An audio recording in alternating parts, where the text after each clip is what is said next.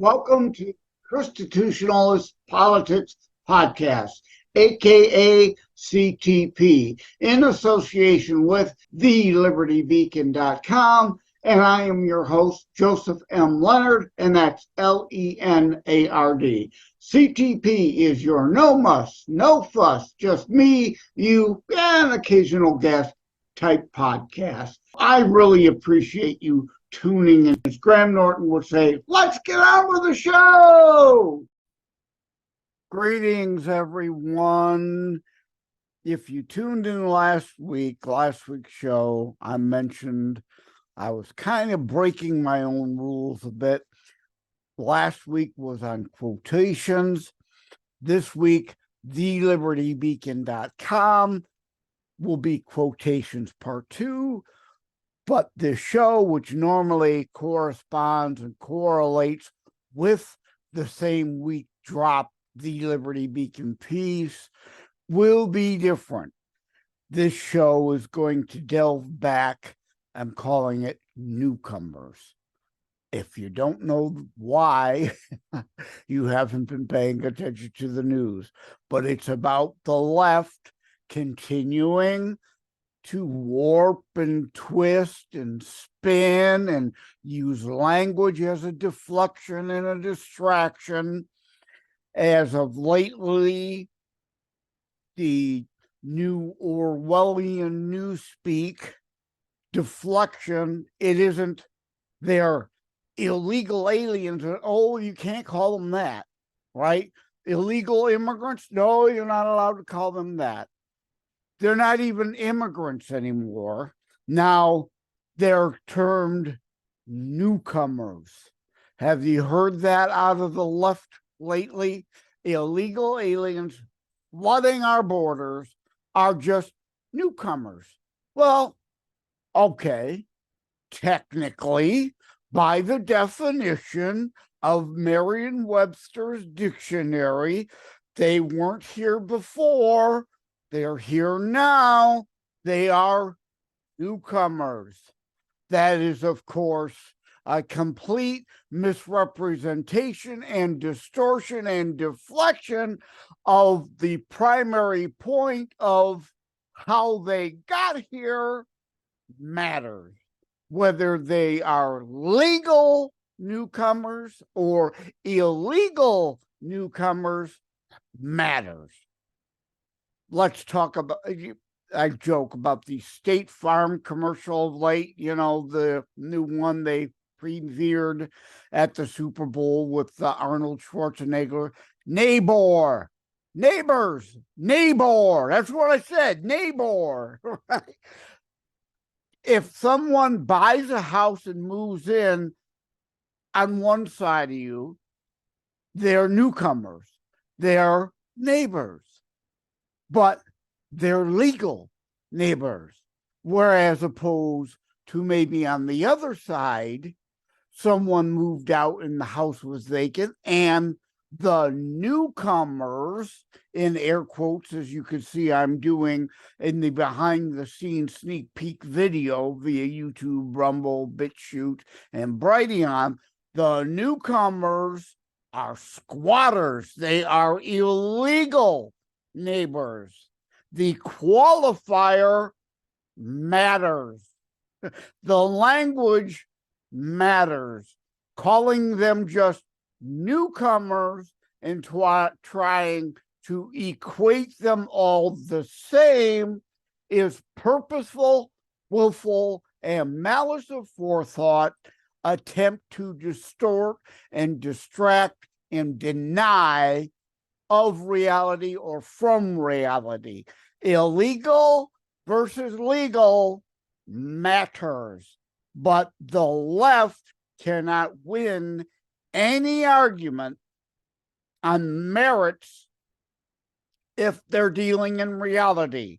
So they have to engage in lies, spin, twisting of language, and when they can't get away with twisting, in the case of newcomers, it's not a twist or distortion of the term. It's just a clear attempt to deflect from the whole qualification of them as an illegal newcomer, right? The action part of that sentence, or the qualifying part, I was going to say action verb, right? No, the qualifier of the term matters there, but they can't win an argument on that. So they try to take something like newcomer, legal or illegal, black and white. They're either legal or they're illegal. And they try to use newcomer as a new gray area term. If you tuned in months ago, end of 2023, I think it was actually, I had on both Rick Walker of Maverick News and Miss Liz of Miss Liz Tea Times, two Canuckians, to get some Canuckian perspective, as I lovingly, jokingly call them. I used to vacation up in Canada all the time, so I love Canadians. Folks in the southern states, you may have never been to Canada, so it almost isn't a whole other country to us in Michigan, because I'm in the Detroit area. It's just a tunnel or a bridge under or over the river, and bam, there you are. So it's going to seem odd to people who have never been to Canada. A lot of the things, it's like California in a way. Canada is a precursor, as is California, to what's going on, what they intend to bring, they being liberals, or rather leftists, as there is a difference between liberals and leftists, right? We're talking the language here. I agree with Dennis Prager. There is a distinction and a difference. Brandon Strzok, Candace Owens, Tammy Bruce, Guy Benson, all kinds of actual true classical liberals can be reached.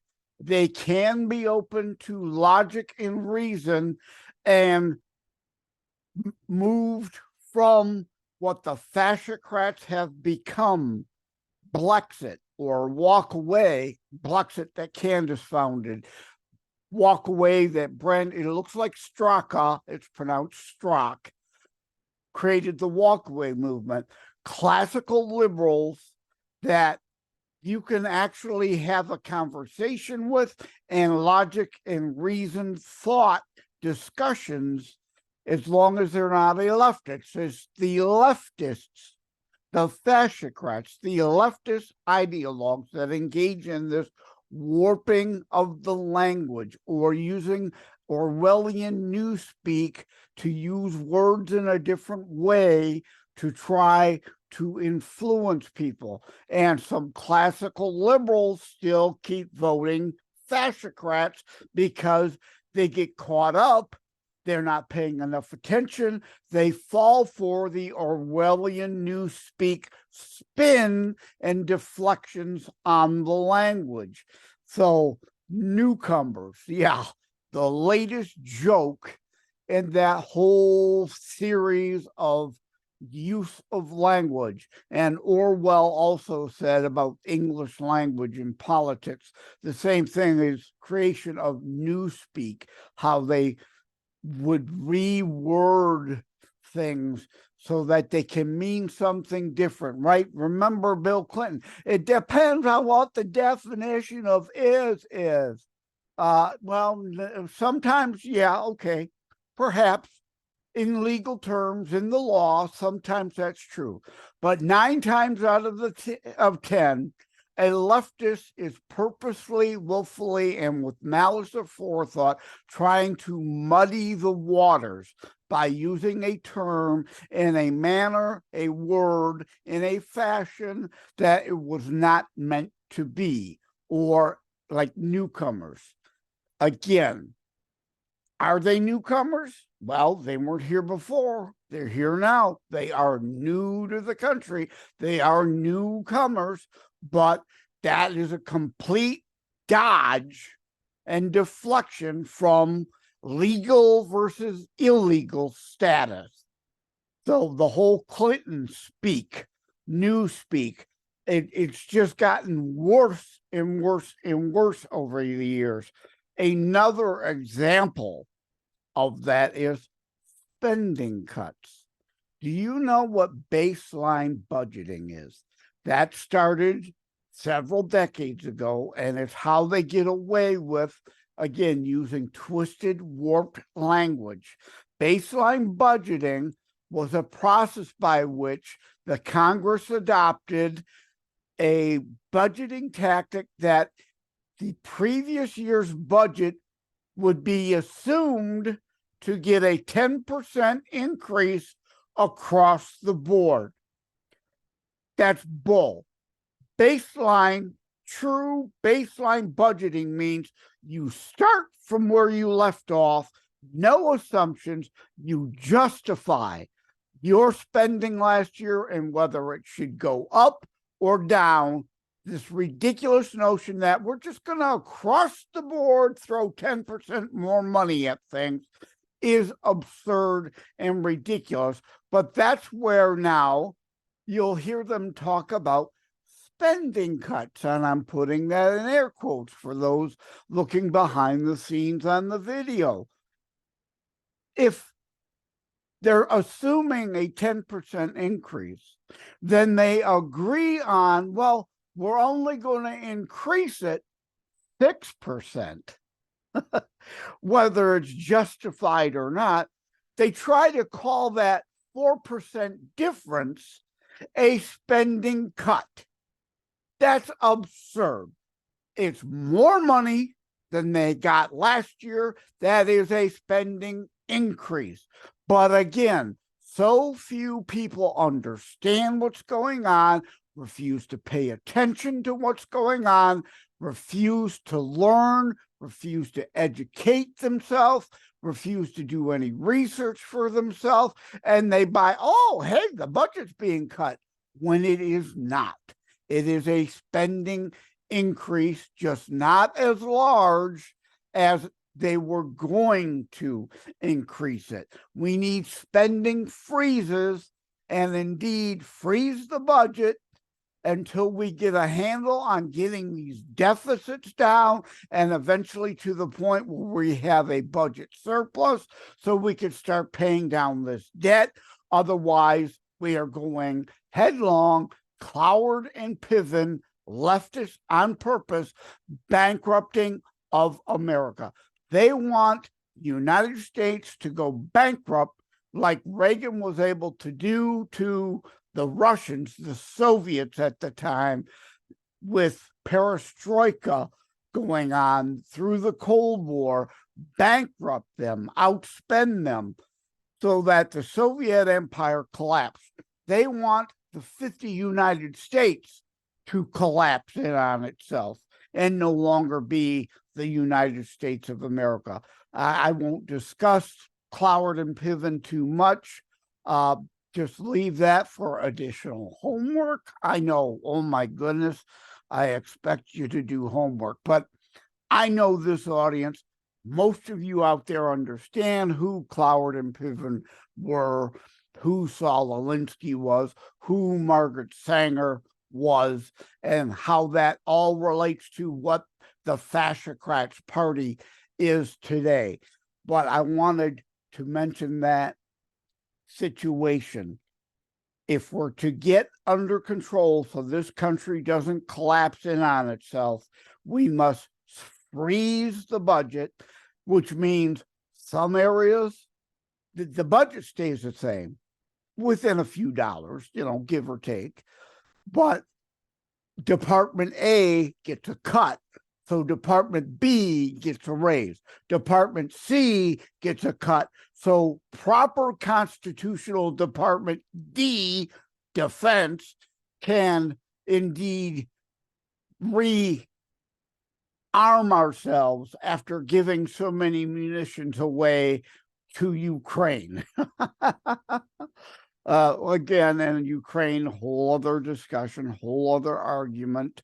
If you recall, I did the episode on elections in Ukraine.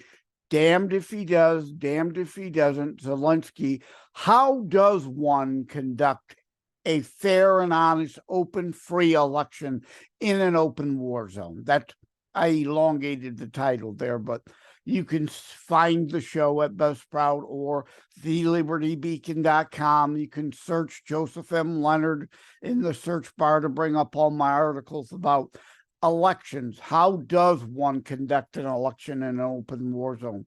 Zelensky is damned if he does, damned if he doesn't try to hold the election.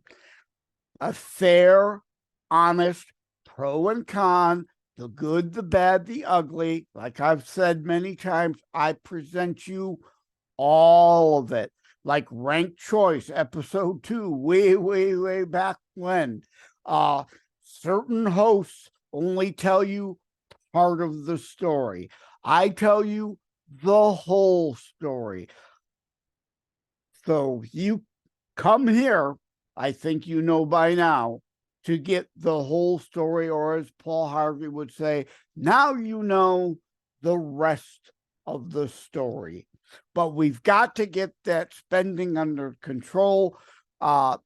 If you recall the Norton v. Shelby episode regarding the case that indeed dealt with government overreach and these deep state agencies being unconstitutional and constantly expanding, we need to start shrinking agencies and putting the money towards where it needs to be, but more so really cutting into that deficit, these budget deficits, and getting to a surplus so we can start paying down our debt. Because again, spending cuts. If you plan on spending $20 at the steakhouse, but you get a hamburger and only spend $10 instead, did you cut $10 from your dinner budget? Not really. You still spent $10 out of your pocket, $10 less in your wallet. It isn't like $10 extra went into your wallet. It wasn't there to be, it came from there to begin with.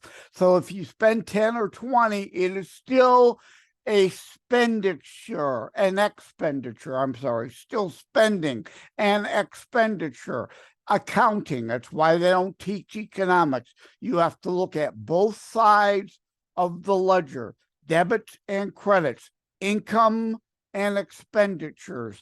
And while it is good to spend $10 at the steakhouse on the burger rather than the $20, you're indeed reducing your budget for real there if you were going out to eat anyway.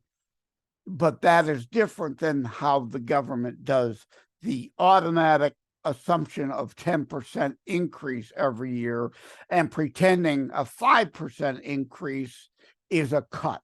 That's not a cut. The language matters and we're losing it.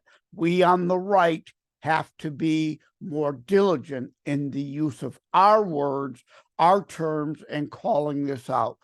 That's also the point of cultural Marxism and the whole pronouns thing. It isn't all about tolerance and acceptance. This is about the left wanting a distraction, a distortion, a deflection, perversion of America, getting people hung up on pronouns and supposed gender fluidity to distract from Bidenomics, to distract from the Biden crime family having sold us out to Russia and China. If they get you arguing about pronouns, the cultural Marxists win. You can't fall for that. It is a distraction, and it is about undermining America, part of the cultural Marxist plan to undermine Western values, and the pronoun battle is about destroying the family structure. Another part of the Alinsky and Cloward and Piven style plan to undermine America, to pull us down, drag us down. We've talked in the past about the political spectrum. And last week I mentioned blacklining Marxists and Antifa using the anarchist symbol. Well, on the right side of the spectrum is anarchy. They may use the anarchy symbol, but they're not anarchists. It's a black flag. It is a false flag. It is a lie, a distortion, a spin, because anarchists are about no government, every man, woman, and child for themselves, and no one I know is for complete anarchy. But they use that Russian-derived symbol to identify with Russian communism of today, not the anarchism of back when. So they co-opt that symbol like they co-opt the language, co-opt so many things, and distort it from all context of reality, because on the left side of the political spectrum, you have total and complete government control, which is what BLM and Antifa and fascists are about. They want pure leftist, pure federal, top-down, tyrannical control of everything in America. So we have to beware of their Alinsky deflection and distortion tactics, and be careful with our words. Now, you've heard me use the word fascocrats. Most people call Democrats communists or socialists. And like I've said in other episodes, as if there's a hill of beans of difference in any of the three. Communism, as Ayn Rand once said, is about enslaving people by force. Fascism is a little more subtle, but the same goal, the same means and ends, as Ayn Rand said, of total power. But fascism, as also Reagan spoke about to Dan Rather in an interview back in the 70s, I think it was, before he became president, if fascism ever comes to America, it will come in the form of liberalism, as we discussed in last week's Quotations episode. And it's just that. It is now coming here. It has come here. Fascism, as Reagan rightly said, and I talk about all the time, it's the same as communism and socialism. It's complete control, but it's through deep state, unelected bureaucrats, top-down tyranny, federal tyranny, regulation. What is the difference between Xi in China and China, the CCP, literally owning the companies and having their people on the boards serving the will of the state, versus fascism, which the supposed private corporate boards or even your small business must succumb and follow the fascist state dictates via regulation. How is there really any difference there, is my point. There isn't much of a difference there. So I call them fascocrats, and that's not hyperbolic. I have an article I wrote decades ago about how the left engages in psychological projection. They call everybody a Nazi because they are the fascists. It's projection. Oh, I can't pronounce things correctly today. I'm getting tongue-tied. I apologize. But as I've said, This is me. This is raw. This is uncut. You get the show, blemishes and all. I'm just a normal person like you. That's why I hope you tune into the show. You know, we're just normal people trying to work through reality, whereas the left keeps trying to distort and deflect from reality. And I lost my train of thought. Well, how's that for raw and honest?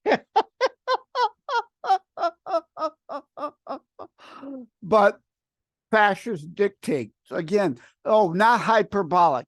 Oh, thank you, Lord, for the reminder. The train got back on the tracks. Fascocrats. Some call them commies, some call them socialists. Now, remember, the Nazi Socies, they were socialists, later known as fascists. So socialism and fascism is synonymous, even was back then. Communism, just slightly different banner, the same means justify the ends of total control. But fascocrats is not hyperbolic, literally. You can go online, don't use Google, go to DuckDuckGo or Jibberoo or FreeSpoke that doesn't suppress results and try to send you to liberal leftist think pieces rather than fact-based articles. Literally bring up the Communist Manifesto, the Nazi Soci, National Socialist Deutschland Arbeiter Party, Nazi platform, and today's Democrat platform. 28 planks of the NSDAP are in the Democrat Party platform today. As Reagan said, going back to quotations from last week, trust but verify. Don't take my word for anything. I don't want you to just tune in and soak in everything I say and just accept it. Do your own research. And that's what I'm saying. Bring up the Communist Manifesto, the Nazi Soci platform, today's Democrat platform. You will see they are pretty much one and the same. There is no difference in any of them. But that's why I call them fascocrats, literally the 28 planks from the Nazi Soci platform. Bring up the Magna Carta and our Declaration of Independence and our Constitution and the Republican platform, which is not to say Republicans are perfect. Far from it. You hear me talk about CINOs and rhinos selling out to fascocrats all the time. I'm talking about the Republican platform and those of us like me who are ChristiTutionalists, Christian-based U.S. constitutionalists. The GOP platform is in line with all of that for those who adhere to it. And we need to do a better job at making sure we're involved in the primaries. If you wait to the general election, too late. Don't whine to me about, these candidates suck. What were you doing primary time? Were you helping a good candidate get on the primary ballot and get them to be our general election candidate? Or did you let all the rhinos and the CINOs give us another John McLean or a Mitt Romney as a nominee and having to hold our nose because, yes, they're better than the fascocrats, but we needed somebody a whole lot better than that. We needed another Reagan. We need another Trump like now. And as you should recall, the Reagan episode from a few weeks back, the lessons of Reagan Democrats. If you haven't seen that or heard that episode or read that article on TheLibertyBeacon.com, I highly recommend you go back and look at that. We need the very unique person for our times now. Doesn't mean you're going to like everything about them. No one is perfect. We are all human. We are all frail. We all have faults. But I'm not voting for Pope. which don't get me started on the nincompoop, as I coined Francis. As I'm a real Catholic, I say the nincompoop, Francis, is more interested in communism a lot of the time now than Catholicism. He actually spoke out about genderism the other day. It's like, wow, you decided to act like a real pope for a change? That was kind of a surprise. But yeah, you've got to be involved in the primary to get us good candidates. But the platforms are night and day. And it's we, the people, the uniparty garbage that I've talked about before. It's not the uniparty. Sinos, rhinos, and fascocrats all comprise the deep state. The Republican Party is what you willing to get off your butt and be involved to help make it. If it's only Democrat light, guess whose fault that is? Yours for letting rhinos get away from the platform and just being Democrat light. So again, that's where language matters. It isn't the uniparty. Those undermining America are all part of the ruling elite, establishment, deep state class. It is up to us to make sure the Republican Party sticks to its platform and tries to restore our American republic, as you've heard me say before and jokingly say, roar. No, not the Katy Perry music video. Restore our American public. But it's up to us to be involved. And language, to conclude the show, back where we started, language matters. Uniparty versus deep state. That language matters.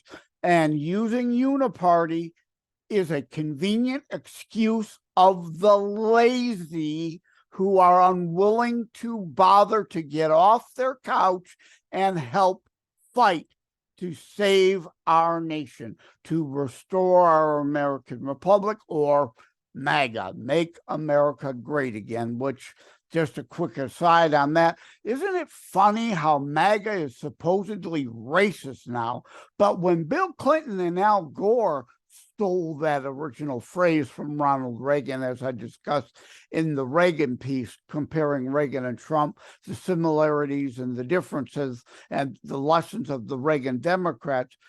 When Bill Clinton and Al Gore used it on buttons with the Confederate flag, that wasn't racist. I mean, if the slogan was ever racist, it was when they used it in conjunction with the Confederate flag. We don't use it in conjunction with the Confederate flag today. At any rate, again, I'm kind of now off the beaten path and off topic. So let me just bring it back to conclude. We on the right have to be careful with language. Thank you for tuning in. And again, TheLibertyBeacon.com this week has Quotations Part 2. The CTP show is different, not corresponding and correlating directly like it usually does. This episode corresponds and correlates with older leftist twisting and warping of language articles, which will, of course, the links will be in the show notes. So please check those out for ability to go further down the rabbit hole of the Orwellian Newspeak. 1984 was meant to be a warning, and the left in this nation, not just in Canada, in all Western cultures, with cultural Marxism invading in, have seen it as a playbook rather than a warning. So we need to know the difference, and we need to educate others on what is going on, the reality versus the delusion via the spin and the newspeak that the left tries to peddle. And again, classical liberals, you need to wake up. A lot of you have been fooled for a long, long time by all this deflection and distraction and distortions and twisting and warping of language. Things are different.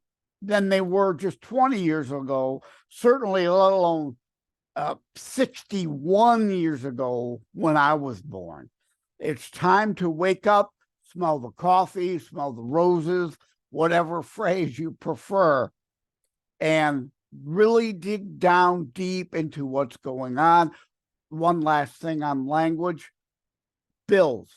The U.S. Senate bill, they called it a Border Security Act. It wasn't.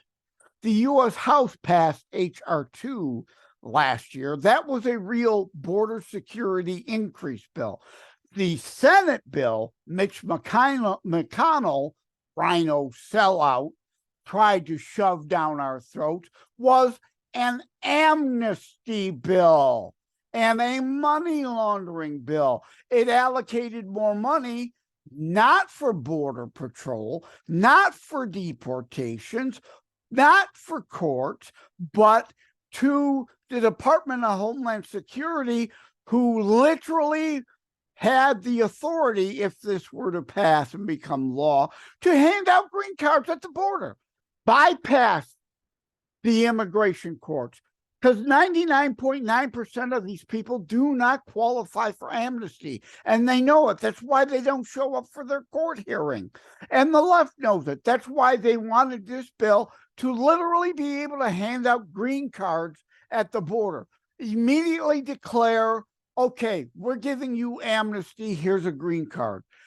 That's what it was about. And most of that money went to NGOs, non-governmental organizations, like, unfortunately, the Red Cross, like, unfortunately, I said I'm a Catholic, a lot of Catholic organizations that have been infiltrated by Marxists like the nincompoop, and this notion of open borders, them getting money, profiting off of the cartels trafficking people to the United States. More money from our government to nonprofit organizations to really profit. They're not nonprofits. They're not really charities. They're trafficking organizations, and they're making money, and they would have made more money to help people settle in America under that amnesty bill. But we see that all the time with legislation. They'll call it one thing that is the exact opposite of what the bill will do, to sell it to stupid people who don't pay attention. I know you're not stupid. That's why you're tuned in here. And that's why you need to like, share, subscribe. More importantly, right? Share it with others. Share it with those classical liberals that you know might be able to be red-pilled. There are some out there that we can red pill if we're thinking and strategic about it. Going on and on about chemtrails and 5G and whatever. It doesn't matter. As I've said in that Red Pill article, it doesn't matter what you know to be true. It matters what you can convince others is true. There is the difference between conspiracies, if you will, right? There is conspiracy fact. That's why the RICO laws exist. There are actual people who do conspire, but it isn't always a back room like Austin Powers, Dr. Evil, and the volcano lair, where they're conspiring in a room together to do certain things. Sometimes evil just thinks alike, so they do things based on their like interests. It isn't necessarily always conspiracy. So we have to be careful and deal in those conspiracy facts, the conspiracy reality that can be presented to red pill classical liberals, to reality from the delusion the left is trying to keep them under the boot of.